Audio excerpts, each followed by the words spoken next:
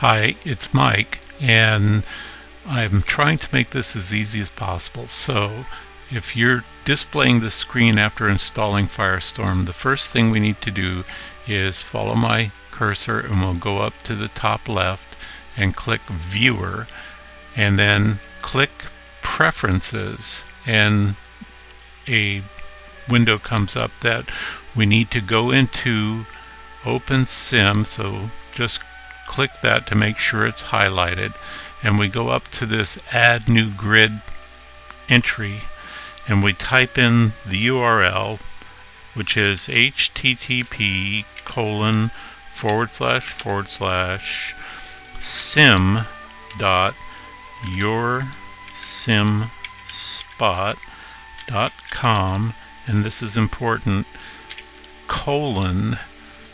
:9044, and that is the address that you now go down and click Apply and OK, and that takes you don't need that, so close that. That takes you to the next step, where you log in and you type in your username exactly as I sent it to you, and here we want to add @Anvil1 with a capital A, and just to be on the safe side, and then you type in your password here,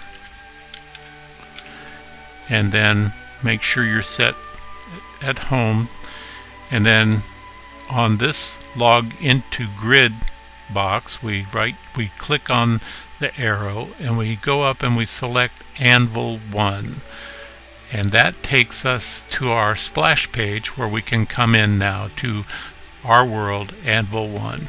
And so all we do is go down and click the login, and hopefully it'll take a couple of seconds for the cache files to load. That it's basically giving you all the world information so that you can walk around and see everything that's been going on and built into our 3D world. And it looks like it's gonna go pretty smoothly. Yep. If you have any hiccups, you'll know by now. So here we are. We've landed in world, and I'll just orient to the front here, and you will be coming in pre-dressed with a spacesuit. I just decided that'd be the easiest way to do it. Everybody gets a spacesuit. And so just so you get a little sense of what it's going to be like movement wise, if you go up to Avatar and click that, and then come down to Move Controls, and that'll put an icon up with a lot of arrows that we'll talk about in a second. But then go back up and get your camera controls. Now these two controls are the most important for getting around in OpenSim. The movement controls coincide with your keyboard arrows. So if you click the arrow or press the keyboard arrow, you go in the direction of the arrow. Okay, pretty straightforward. So now if you look at the camera controls, what the camera controls allow are, I can rotate back and forth all the way around. I can look down, look up. This helps you check things out as you're building or exploring.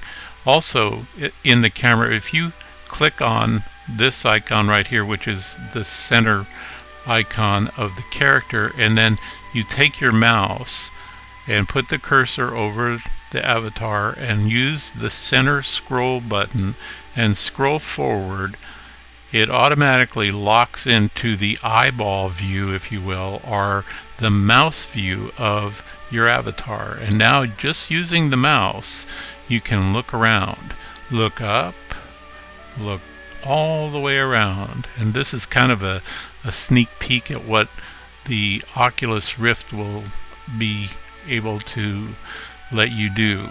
And so you can also now, keeping it in mouse view or mouse mode or whatever you want to call it, use the arrow keys, and walk forward, look around.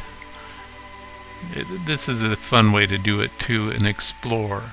And you can see there's lots of stuff to explore. We're going to be seeing a lot of videos in place, and when you come to a display that you want to check out, if you're in mouse view, you're going to have to roll back until you get your avatar back in position, and you'll see that you can now click on the screen and the video will start playing.